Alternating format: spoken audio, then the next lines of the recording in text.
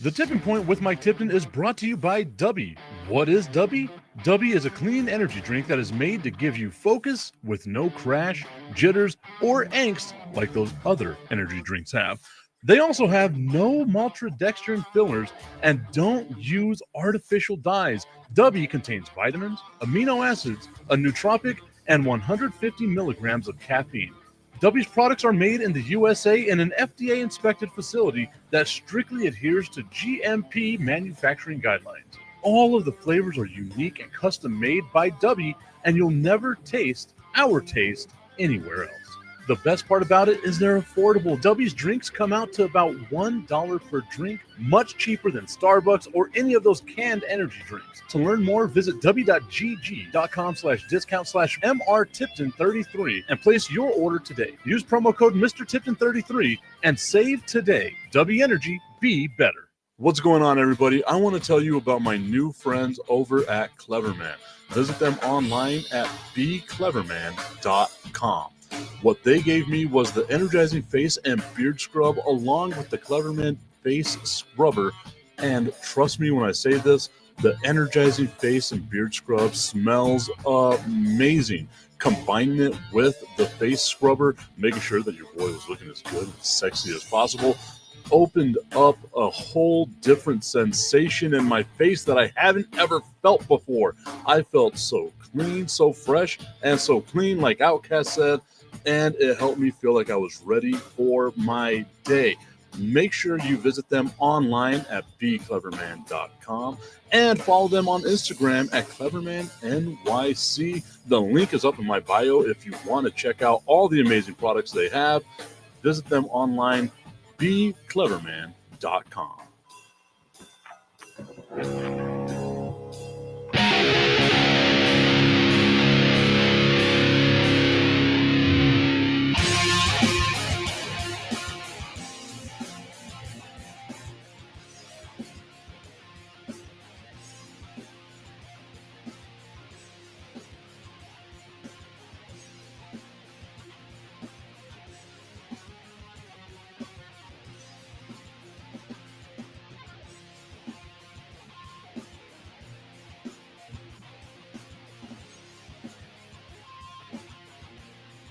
It is time for the Tipping Point with Mike Tipton, hanging out with you here on a Tuesday morning.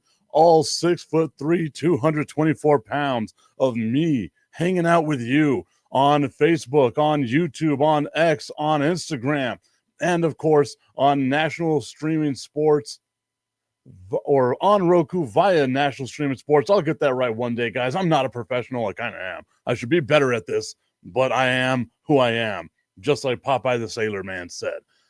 Remember, all kinds of cool things that you can watch on National Streaming Sports, including our guy, Beastrilla from One Ash Cheek, Three Toes, saying good morning, Tipper Ton. Giving some love to Tommy Cananza, who's also out there watching on the YouTube channel. Good morning to y'all. We got some NBA stuff that we're going to talk about. A team that has agreed to a trade with one of their players, or to try to seek a trade. What would you trade for Jalen Ramsey if you had the ability to trade for Jalen Ramsey? Would you do it, and what would you trade? But I'm going to start off with delusion.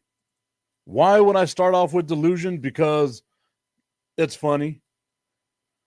You know, people tend to think very, I don't want to say negatively of themselves, but whenever they do think of themselves, or maybe I'll just use myself as an example, like I call myself a big fat guy, right? I'm 5'10", 245, not hugely fat, but I could be in better shape, and I admit that I should be in better shape.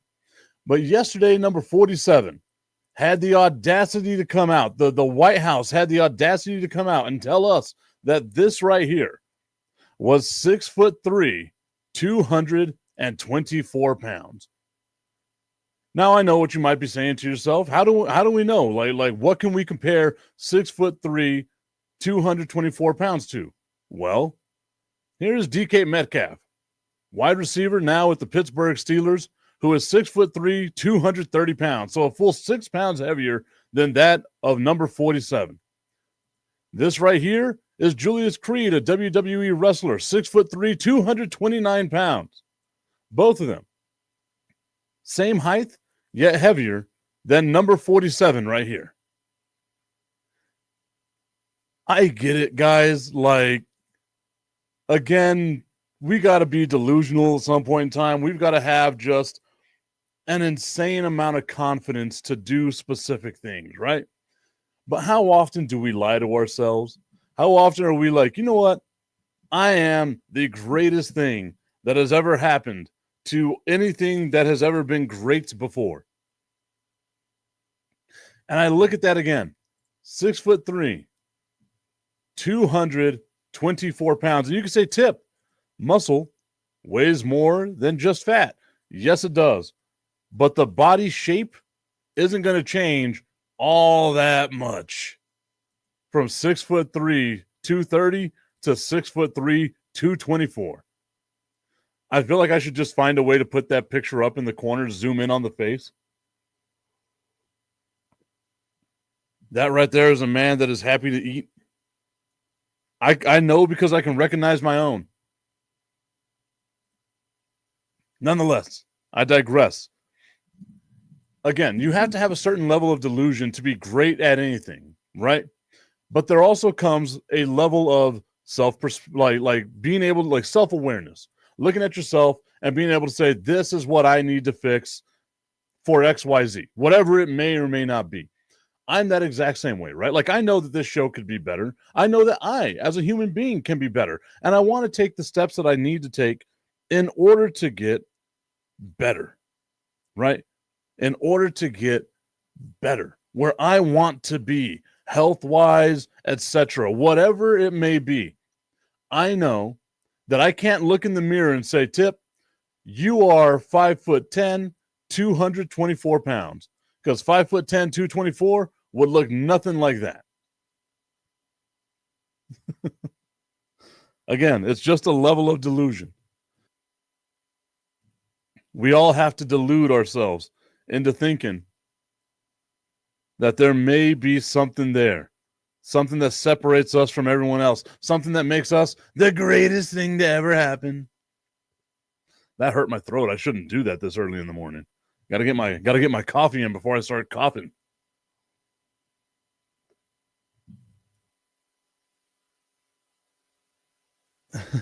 It happened anyway, but it almost had coffee spraying out all over the screen. Sorry, y'all. I am replying to a message that I just got right now. Okay, so according to a report from yahoo.com, it said that the Miami Dolphins and Jalen Ramsey have mutually agreed to look for trade partners. It seems like there's a lot of problems in Miami, right? Like, you got the stuff with Tyreek Hill. You got, questions at quarterback. What type of Tua Tagovailoa are you going to get? Is he going to be able to stay healthy? What are you going to be this upcoming season? We can say the Patriots have taken a step forward. The Bills are still the cream of the crop of that division. Miami, not so much.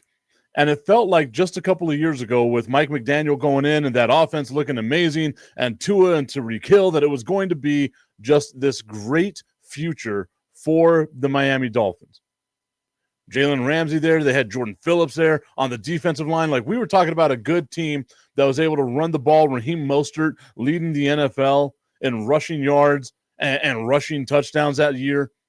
And it felt like with the additions that they made, Devon Achane, with Jalen Waddle being there, their tight end, who I can't remember the name off the top of my head. All this has been a filibuster to try to get to his name, and I can't get his name off the top of my head. They had what we all thought could have been a good team going forward. And now we fast forward, we come to the NFL draft. They are drafting number 13 overall, right behind the Dallas Cowboys. And you ask yourself, is there the possibility that they can trade that 13th overall pick along with Jalen Ramsey and try to move up into the top part of the draft? Our guy, Gary Bryant, tuning in right now. Gary B19 saying, what's up, Tip? What's up to you, Gary? Hope you're having yourself a fantastic day. We are currently talking about what 6'3", 224 pounds actually looks like, and whether or not you would want your team. So Bistrilla would be you, the Detroit Lions. Tommy Carranza, I know you're out there. It would be you with the Dallas Cowboys. Same with Gary. Mireya, I saw that you were tuned in right now as well. The Green Bay Packers. Would you want them to go all in on trading for Jalen Ramsey? Now, we're talking about a 7-time Pro Bowler, a guy that we could say is one of the best cornerbacks in the NFL. It's not Mike Gesicki. They got rid of Mike Gesicki a couple of years ago. I guess I might as well just look up their damn roster.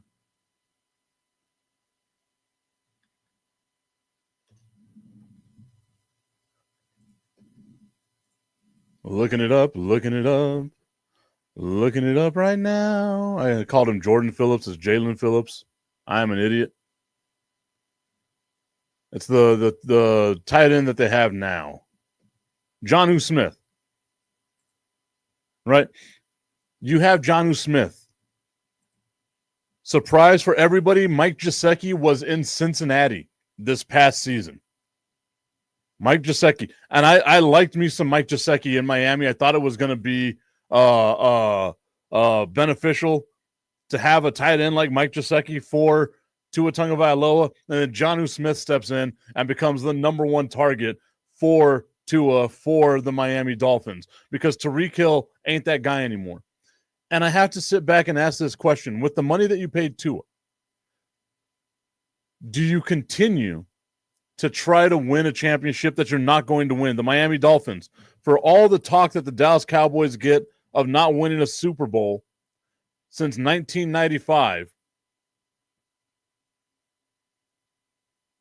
the Miami Dolphins have not won a playoff game, a singular playoff game this millennium. We're talking about a team that has been just bad, historically bad. Now, granted, they were in the same division as the New England Patriots and that dynasty that Tom Brady had, but you got to figure even a blind squirrel finds a nut. The way that the Green Bay or the way that the New York Jets made it all the way to an AFC championship game twice, right? A blind squirrel finds a nut. A blind nut would be completely different. Sounds like a fun time. Count me in. Whatever it is, I am down with it. The Miami Dolphins, as Gary's saying, has not won a Super Bowl since 1972. Bistrilla saying, yep, that's right. Jonnu Smith was balling last year. He 100% was balling last year.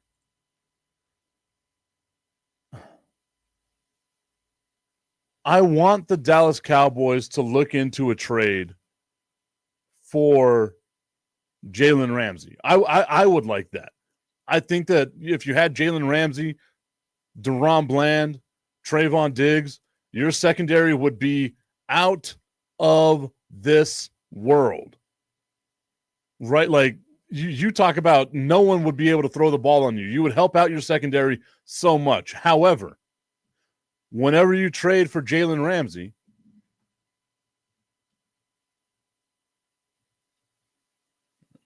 contract. I got to look up what his contract is. You are looking at a $25 million player with a $16 million cap hit. It's not like he's making a ton of money. His cap hit to you is going to actually be less than any of the other stuff that you got to worry about out there. B. Skrilla saying Jalen used to be that guy. I think that the Dolphins were behind by so much last year that their defensive stats, similar to the Dallas Cowboys, right? Like people talk about the Dallas Cowboys, how bad that defense was. I think a lot of it had to do with the fact that this team is playing from behind. So whenever you can run the ball on them, you're not going to have to worry about passes defended or anything of that nature. And that's what Miami had to deal with last year, was just a very bad defense. Maybe it was just a fallback season, right? But at $16 million on your salary cap, I'd do it. If you're Miami, why not try to package a deal where you get that number 13 overall pick along with Jalen Ramsey, trade it over to Cleveland, and try to draft a Travis Hunter or somebody like that. Now, granted, I don't think that trade would come through, but I can see now Miami being able to move up in the NFL draft, being able to maybe get a couple more draft picks, maybe a third or second round draft pick for Jalen Ramsey. I think that could be something that I would see. I don't believe that they're going to get a first round draft pick for him.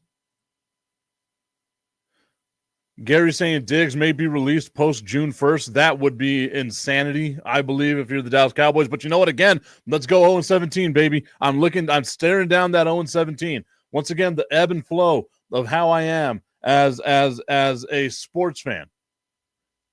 0-17. I am here for it. Inject it into my veins. Let's go. Gary also saying the Niners haven't won since 1994, but somehow they get passed over in ridicule and memes. I was kind of talking about this the other day whenever I did the One Ass Cheeks, Three Toes podcast, right? And the question that came up is Dallas still America's team? And to me, the answer is yes, but I could see why people would say no, right? And the reason why the answer is yes is because you could look at teams that have had less success than the Dallas Cowboys. And to me, I don't care if you make it to a Super Bowl. It matters if you win, right? Like the 49ers, cool. You've been to 3 Super Bowls in the last decade and a half. How many of them have you won? Now your win percentage went from having a great win percentage in Super Bowls to just being another team that's like, okay. They're going to make it to the Super Bowl. They're not going to win. The 49ers, the Bears, the Dolphins, the Raiders, the Commanders, the Lions, not messing with you, but I'm just saying the Lions, the Browns, the Bengals. Like, if I'm not mistaken, it's more than, and I have to look it up right here. I have to try to remember what all the teams are. Actually, you know what? I'll do it off the top of my head. Okay, we'll go AFC East. The Bills, the Dolphins, the Jets. Right? Those are the 3 teams that haven't won a Super Bowl in more time than the Dallas Cowboys. And the NFC East, it's going to be Washington. The Commanders haven't won a Super Bowl in more time than the Dallas Cowboys. In the AFC South, it's going to be every single team there. Well, I guess the Colts, right? The Colts won a Super Bowl. So it's going to be Houston, Jacksonville, Tennessee. In the NFC South, it is going to be the Atlanta Falcons and the Carolina Panthers. In the AFC North, it is the Bears, it is the Vikings, it is the Lions that haven't won a Super Bowl in all this time. In the NFC North, or the AFC North, it is Cincinnati, it is Cleveland. In the AFC West, it is the Chargers and the Raiders. In the NFC West, it's the Cardinals and the 49ers. 18 teams haven't won a Super Bowl in longer time than the Dallas Cowboys. But all we seem to talk about is the Dallas Cowboys. 18 teams haven't won a Super Bowl. I will drag that into your head one more time. 18 teams have not won a Super Bowl in a longer time frame than the Dallas Cowboys. Yet the narrative is always the Dallas Cowboys. A lot of those teams haven't won a Super Bowl at all. The vast majority of those teams haven't been to a Super Bowl. And we can say, oh, they made it to the conference championship game. Awesome. What'd you get out of that? You can hang up your NFC championship banner, hang that up all you want. They don't do that in Dallas. Gary Bryant saying, you're right, Tip. Dang. Beastrill saying it's the fans that cause that narrative. It's not the fans. That's what I will tell you. That is all what this was leading to. Is it's not the fans. We can always say it's the fans, right? The fans. It's ESPN, right? It's an easy topic for any of us to be able to do in this industry. I say it as a joke all the time. If the show's going super slow and not working the way that it works today, if the show's going super slow or I have nothing to talk about, I can literally, especially whenever I was on the radio and I had a phone line, I could literally just say, the Dallas Cowboys, am I right? And people would call in with an opinion. There's always an opinion because that narrative is shoved down your throat. I'm tired of watching the Dallas Cowboys on TV. Why? Because all you hear about is the Dallas Cowboys, Dallas Cowboys, Dallas Cowboys. Stephen A. Smith, Skip Bayless made an entire career off of, I like the Dallas Cowboys and I don't like the Dallas Cowboys. That's how their entire career was made. It's not the fans that create that narrative.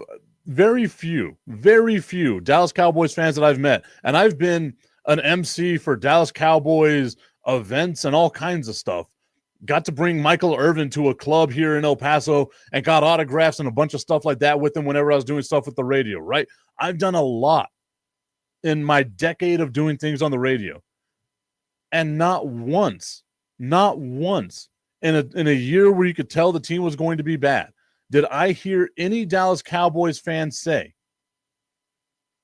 this is our year? More than I heard any other fan base say, this is our year, right? I've been lectured by all kinds of fan bases. A fan base like the Arizona Cardinals lecturing me once about what it takes for your team to have a winning franchise. What do you know about a winning franchise? Your franchise had one good season. You made it to the Super Bowl. You had expectations placed upon your shoulders after that. And then what happened? You crumbled under those expectations. Like 18 other teams have had with longer droughts than that of the Dallas Cowboys. 18 of 32 teams. That means Dallas is in one of those 14 teams. So there's 13 teams that have won a championship more recently than Dallas in 30 years. That's mind-blowing. 30 years you've had 13 champions. Again, mind-blowing.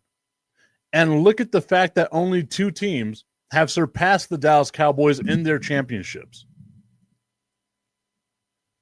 Woof. I'm getting heated over here, guys. It's starting to get hot. Maybe I'm getting old. I got the fan on. I'm starting to sweat a little bit. It wasn't the way the conversation was supposed to go. Gary Bryant saying, nope, it's not the fans. It's Fox Sports, the mothership at ESPN. It's the media because Dallas moves the needle one way or another. I mentioned it. As a producer at ESPN Radio, we always knew in the back pocket we had whatever was going on with the Dallas Cowboys. It was always there.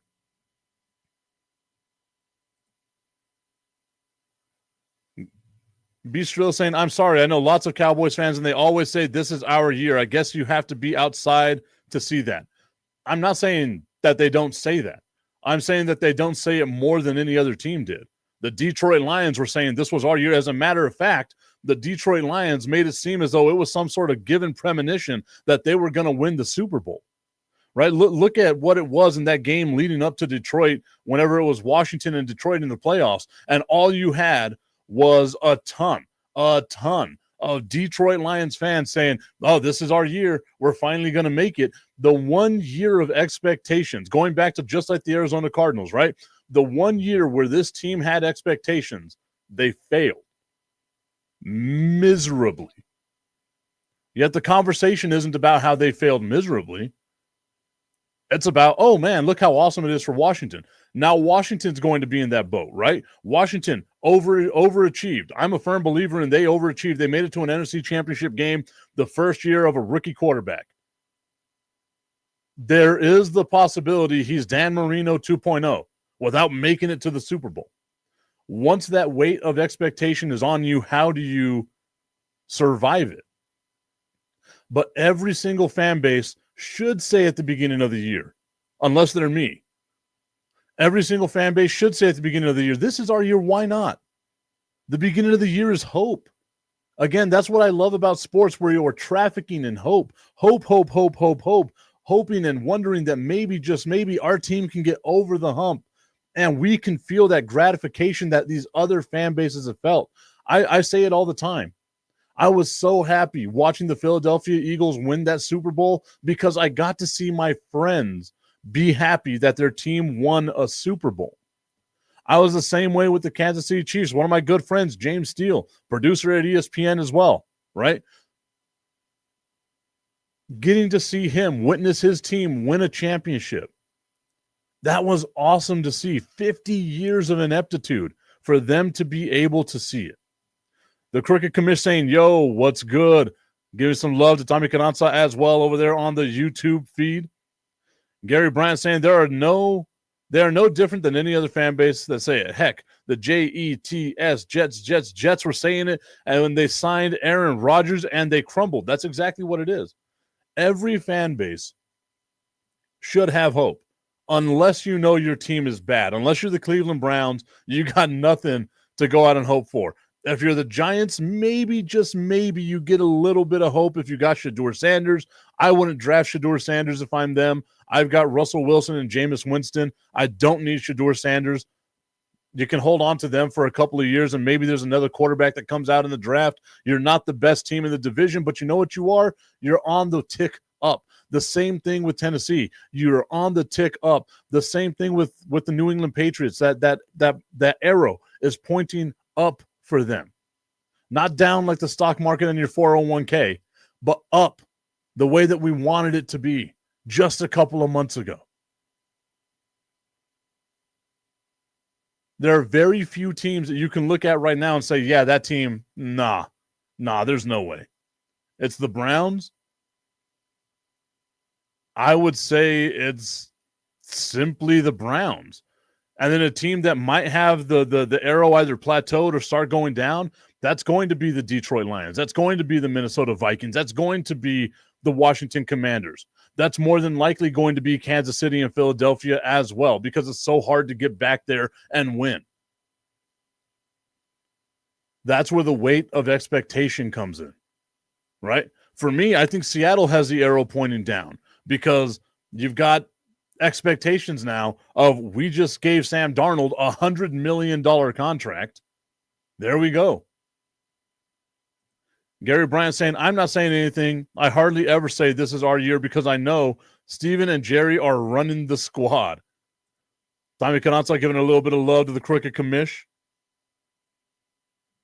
The LA Chargers are on the come up as well. I agree with that. I like the moves that the LA Chargers made in the offseason.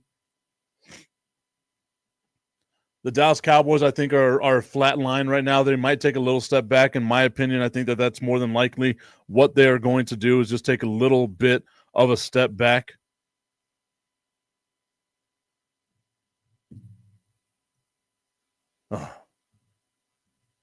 This all started off of, what would you trade for Jalen Ramsey? How did we end up on the Dallas Cowboys, and what moves the needle? And there you go. The Dallas Cowboys moving the needle. There are a lot of teams out there that I am interested in seeing, but like I said, with the Miami Dolphins, that's a team where I think the arrow is pointed down. I firmly believe that the arrow is pointed down in Miami because of just all the issues that you had. It was pointing up that first year with Mike McDaniel. It looked like this team was going to be great. Make it to the playoffs, losing that frostbite game where people were in Kansas City shirtless and got frostbite on their nipples, and somehow we're like, oh, it's the team's fault. No, you idiot. The team doesn't dress you. No one told you to go into negative 30-degree temperatures with your titties hanging out. Probably shouldn't have said titties hanging out. The Crooked Commish saying, Money Mike, I'll message you today to set up a day this week for you to come on my fantasy show. I am down. Let me know. If any of y'all got a show out there, I am more than happy to be a part of it. I was on this Sunday with Beastrilla. One ass cheek, three toes. As he comments in here and says, well, that goes with your theory that Dallas is America's team. It's expectations versus results. Exactly. But who creates the expectations? Because it's not Dallas Cowboys fans. I will say for the most part, it's not Dallas Cowboys fans. It's what you're force-fed in the media, right? And it sucks for me to say that as someone who dedicated a chunk of his life to being a journalist. That's why it's so hard for me to get into super hardcore Dallas Cowboy fan mode, is because I still want to have quote unquote journalistic integrity. As Tommy Cananza says, well, I just say I don't give a F 100% of the time.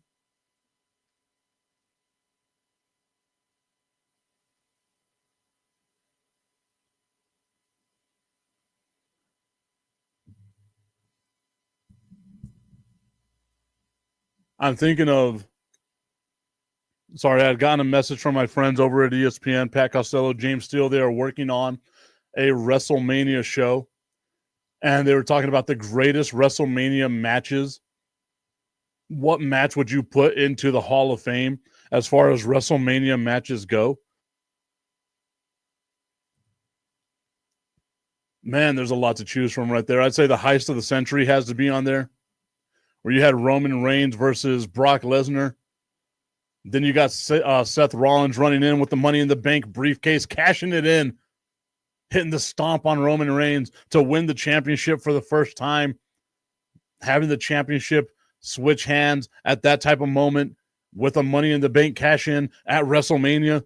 That would be one of my comments for the best match of the year. The Montreal Screwjob. That always sounds like a fun one, the Montreal Screwjob. I think I'm the only person that's a part of this show that actually likes wrestling. As you can tell with the background behind me, for those that don't know, the belt right here is the Undisputed Championship. That is the belt that Eddie Guerrero had. That's not the actual belt. That's a replica belt. Don't come at me thinking, oh, Tip has that belt. No, I don't. That is a replica belt of Eddie Guerrero's Undisputed Championship. And then this belt right here is the United States Championship that Eddie Guerrero won. Being in El Paso, you got to be a huge Latino Heat fan. Our guy B. Strilla saying, I don't listen to the media puppet Skip or Stephen A. Smith. It's funny, but doesn't sway me either way. I'm the same way. But I believe that's because you actually have this thing that is called a brain. Most people, whenever they watch this stuff, it's filler. They look at it as this is the Bible. What Stephen A. Smith says is the Bible. If you don't realize that Shannon Sharp is playing a character on this stuff, that Stephen A. Smith is playing a character on this stuff, then it kind of means they're doing a great job at what they're supposed to do. All right, y'all, everybody, we are halfway through the show. You know what that means. I just want to put the tip in. It's time for Just the Tip. That would make me uncomfortable. Promise that it ain't too much, but just enough. Just a tip. Just a tip. Just the tip. Just the tip. It's time for Just the Tip.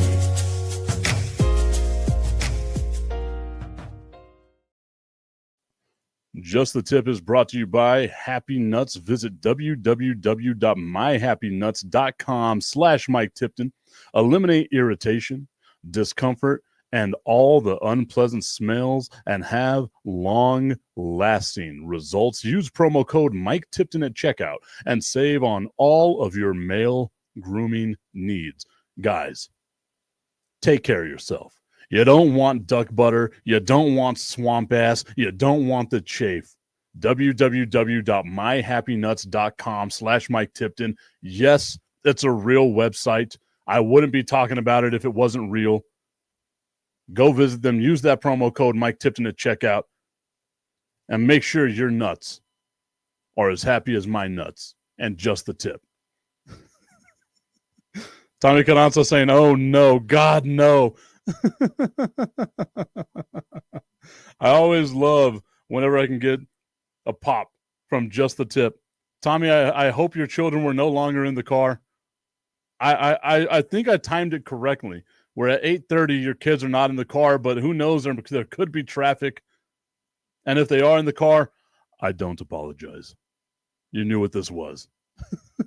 You knew what was coming your way, Tommy. I just picture Tommy with the kids in the car. The kids in the car Tommy's driving. He's looking at the clock. He sees 8:29. He's like, oh no, sweat starts coming out. He keeps looking at his watch. 8:29 and 44 seconds. 8:29 and 45 seconds. Oh God, we're getting closer and closer and closer. And then I just want to put the tip in. One ass cheek, three toes tell me, leave your nuts out of it. I don't know about you, but they always... No, I'm not going to... Oh, man, I almost got through that without laughing. I'm not going to go back.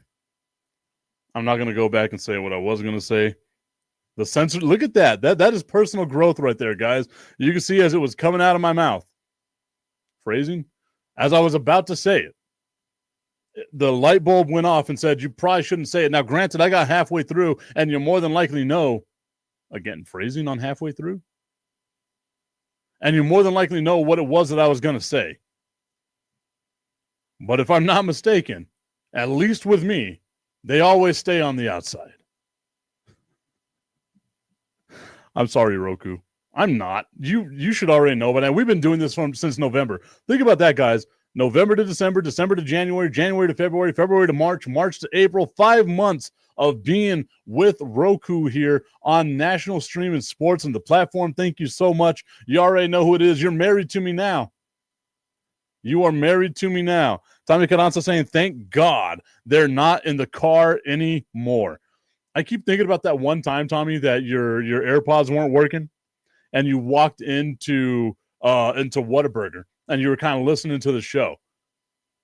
I could only imagine you doing that some other time, or even like pulling up to a drive-thru wanting to get like coffee or something like that.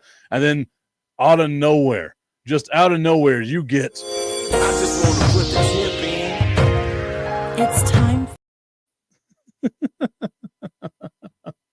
And just the looks you would get. I think we need to do a social experiment, y'all. I think we need to do the social experiment wherever it is that you are looking at it, watching the show. At the half-hour mark, you know where it's going to be: 10:30 Eastern, 9:30 Central, 8:30 Mountain, 7:30 Pacific, 6:30 Alaska, Hawaii time.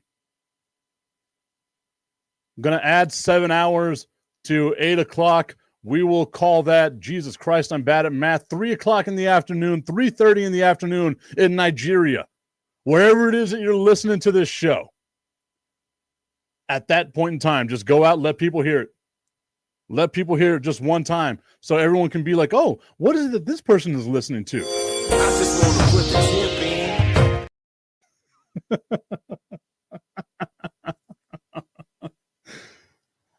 B. Strilla saying, and the kits just keep coming. Now I'm getting sucked in. Dang it. Oh, you know how it goes. We always make sure the hits keep coming.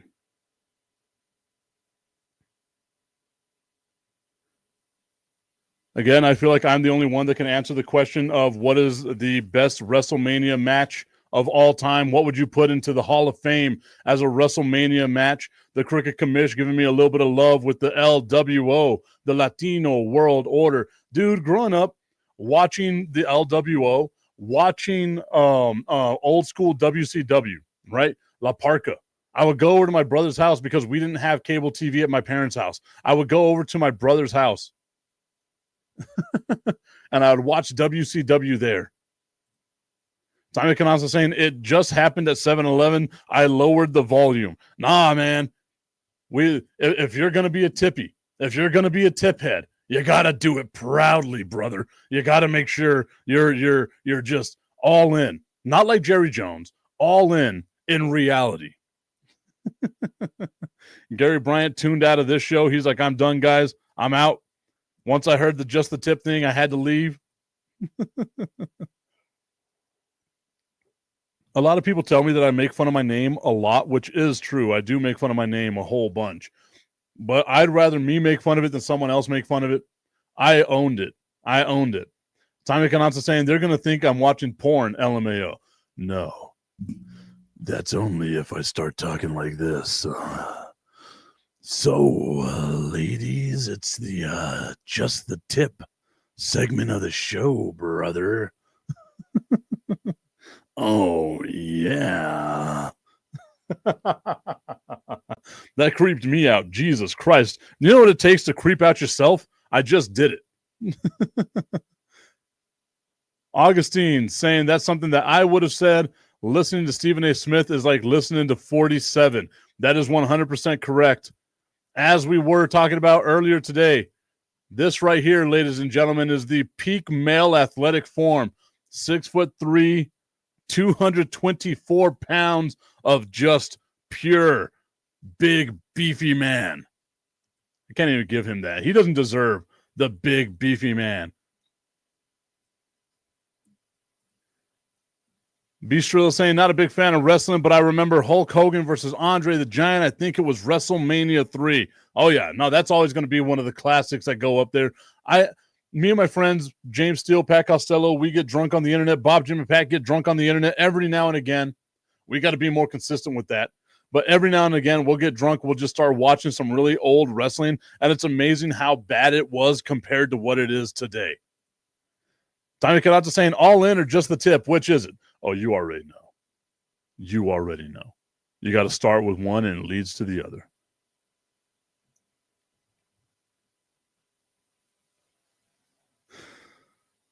Oh, man. Can I cancel myself? Is that a thing that I can do? Can I get myself fired? It feels like it's going to be that way. Getting myself fired. Okay. Nonetheless, we digress. The NBA play-in tournament starts today.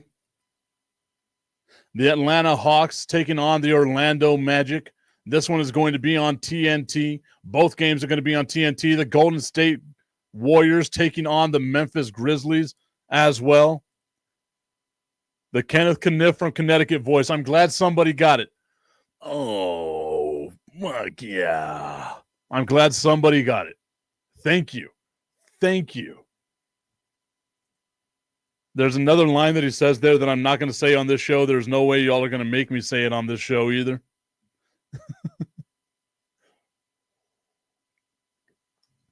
Especially when it comes to Violent J. The Memphis Grizzlies taking on the Golden State Warriors. That game is also going to be on on TNT. Both teams are 48-34 on the season.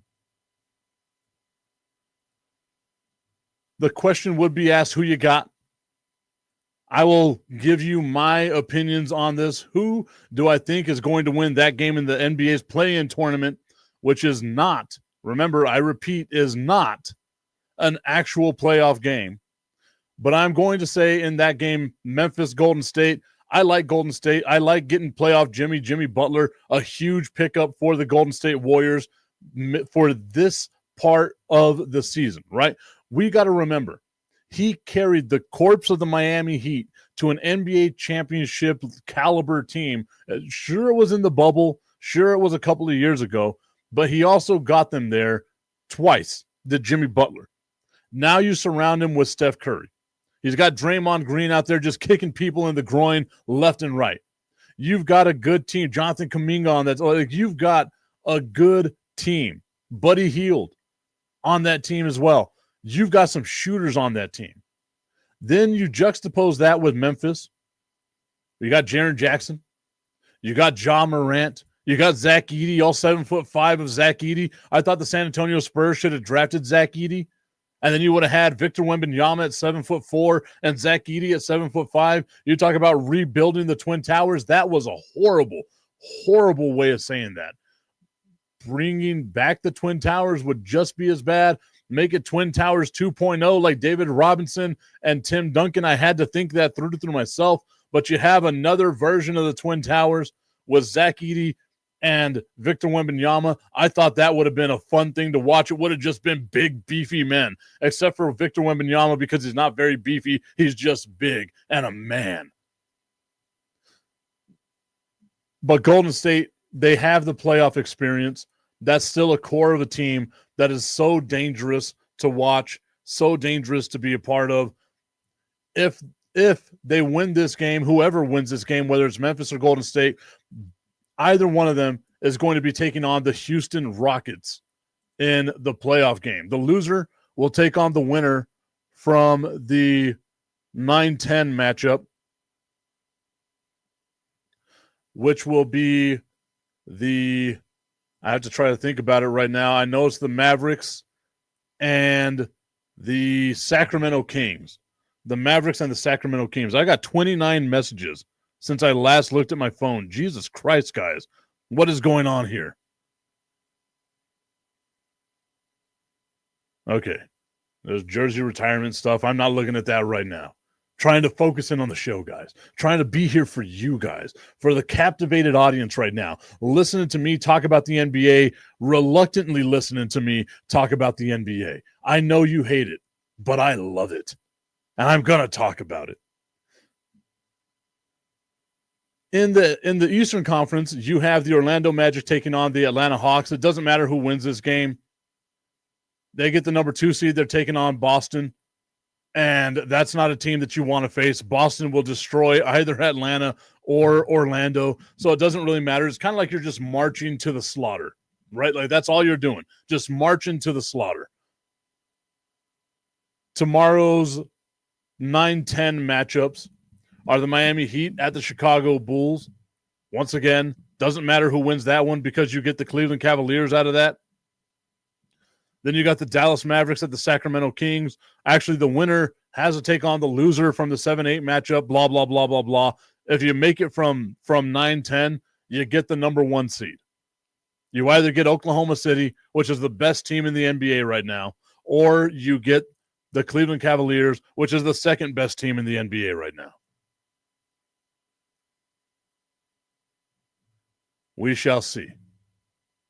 I think it's going to be fun to watch. Whenever I look at the playoff bracket, and in this first round, I can sit here and say unequivocally that I think the best matchup that they're going to be is between the LA Lakers and the Minnesota Timberwolves. And I'm not just saying this to be hyperbolic about it. I'm just saying it because Anthony Edwards, Rudy Gobert, and them boys taking on LeBron James, Luka Doncic, and them boys.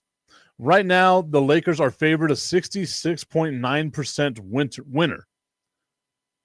That's according to all of the stuff over here at ESPN and analytics, that Minnesota will lose this matchup to King James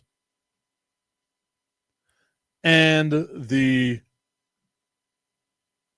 LA Lakers. Minnesota has no injured players right now. The Lakers, there's apparently injuries to Luka Doncic, Dorian Finney-Smith, Rui Hachimura, LeBron James, and Austin Reeves. Basically, their starting lineup.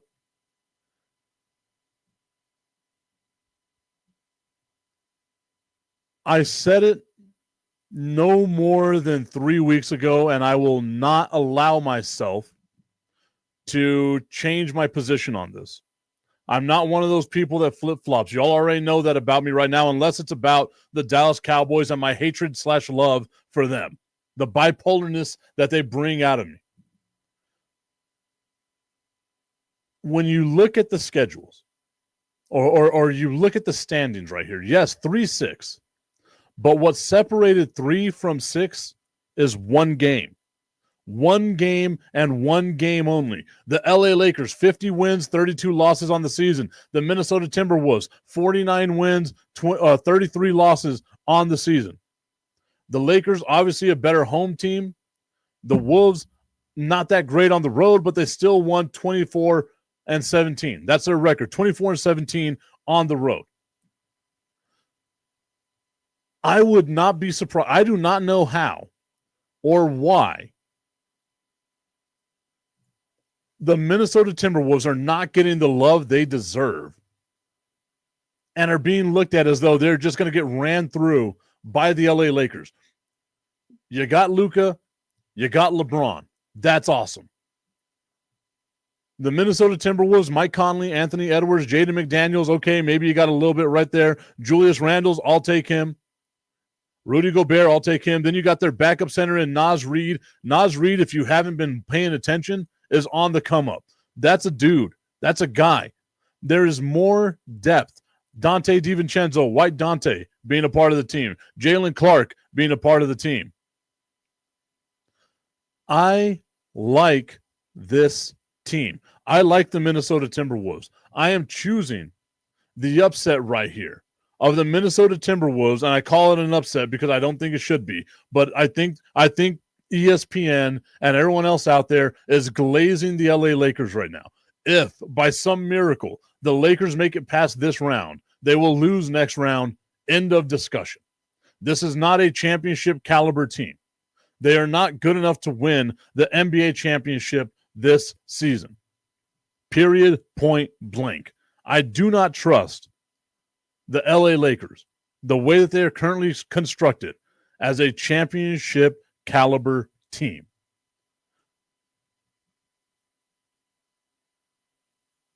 Minnesota, I also don't think is a championship caliber team, but I think they're better than the LA Lakers are. One ass cheek, three toes. Whoa, that's a bold take. I've said it since the trade. I didn't think it was going to be something that made the LA Lakers a championship caliber team. Their lack of size, the LA Lakers' lack of size, is going to come back and bite them in the rear end. I firmly believe that. They aren't a deep team. You have so many guys on this team that are day-to-day, right? Their center, Jackson Hayes, is going like he's not better than Rudy Gobert offensively or defensively. LeBron James, sure. And this is always my take with a LeBron James-led team. Yeah, a lack of defense. That's going to be the main thing, right? And the LA Lakers benefited from having a very soft schedule in the second half of the season. A very soft schedule in the second half of the season.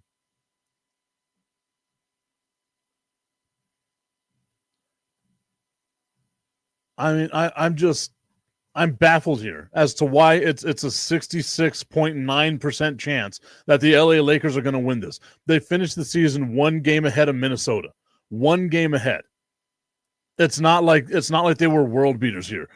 If anything, I'm saying it's like a 52 to 48% split on who's going to win that series. It shouldn't be 66%. I think that they're just doing that based off of LeBron James.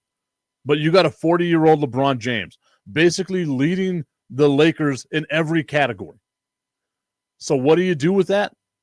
You do exactly what the San Antonio Spurs did. You do what a lot of teams have done in the past when you get LeBron James in the playoffs.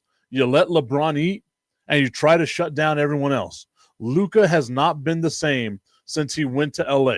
His shooting percentage is way down because he needs to be able to create his own shot. Luka cannot do that with LeBron James being the guy that brings the ball up the court all the time. They need a free-flowing offense, and they just don't have that because you have two guys that are ball dominant. It was kind of like watching the Houston Rockets whenever they had James Harden and Chris Paul. The Lakers benefited from an easy schedule down the road. They squeaked into the number 3 spot. They are not, I repeat, they are not a championship caliber team. Whether it's this round or the next, they will get knocked out soon. And Shannon Sharp will have to eat his words of, it don't matter, whatever, blah, blah, blah, blah, blah, in 5. It don't matter. That's not going to work out that way for the LA Lakers this year. I don't know why the hell I'm getting so heated on this. Going back over to the NBA, the playoff bracket that we have. So that's the one that I think is going to be the most fun to watch, the Lakers and the Timberwolves. I think the Nuggets and the Clippers is going to be a lot of fun too. I feel like the Clippers are going to get the upset here. They've been on fire the second half of the season, and they have a ton of talent there. You got Kawhi Leonard. I still got me a little bit of love for Kawhi Leonard, even though he left the Spurs in an unceremonious way. James Harden, I'm a big fat lefty. I love me a big fat lefty. Why wouldn't I love me some James Harden? They've got depth. They seem to be better since they traded away Paul George. You got Zubas in the middle as a defensive player of the year type candidate. This is a good team. They just find ways to win.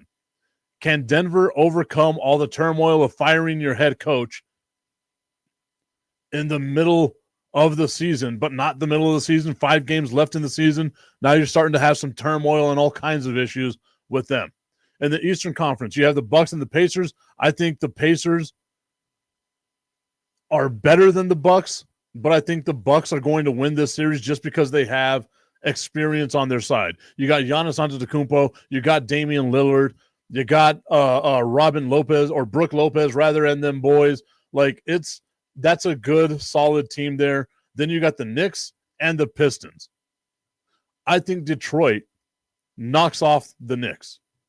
Again, I don't. There's not a huge separation between 3 and 6. Right, 7 games is what separates them. 3 and 6. But the Knicks are not a good team. Again, just like the Lakers, they got a ton of hype, but they are not a good team. I can picture a scenario where Detroit wins. And if you listen to what I just said right now, I had 4 upsets in the NBA's first round. I hardly ever do that. Remember looking at my NCAA tournament bracket when I did it on the show, and it was a lot of chalk. That's why I was in the, 98th percentile for the first 3 rounds of the NCAA tournament. I hardly pick upsets this way. But I don't consider these upsets because there's not a huge separation in talent from these teams. If it was Minnesota taking on the Oklahoma City Thunder, you bet your ass that I'd say the Oklahoma City Thunder are going to dominate that series.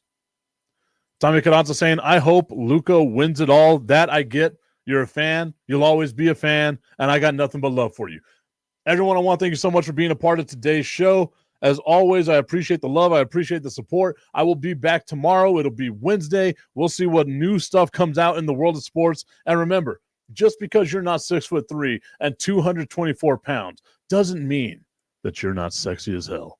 I'll see you tomorrow, guys. You all know there are hundreds of betting sites out there, but don't be fooled. Some sites are legal in some states only. Some sites pay in Bitcoin, and some sites have even been hacked. However, BetUS has been in business for over 30 years. They have future bets that are paying out in the thousands, and there's still time for you to bet on the Super Bowl, the National Championship, and even the NBA Championship. Just use the QR code right here, and it'll take you to the BetUS site. BetUS. Check it out and bet responsibly. Are you a fellow car guy? I have a 2008 Ford Mustang GT convertible, and nothing makes me happier in that car than when it's nice and clean. And you know who helps me get there? RevAutoCarCare.com. They help me get that pony looking as nice and shiny and ready for any of the car meetups that are all around the great city of El Paso. Spoil your car and go to RevAutoCarCare.com/Tipton and view all the inventory they have and find out what works for you to help make your ride shine. RevAutoCarCare.com/Tipton. Use promo code Tipton33 at checkout to save 15%.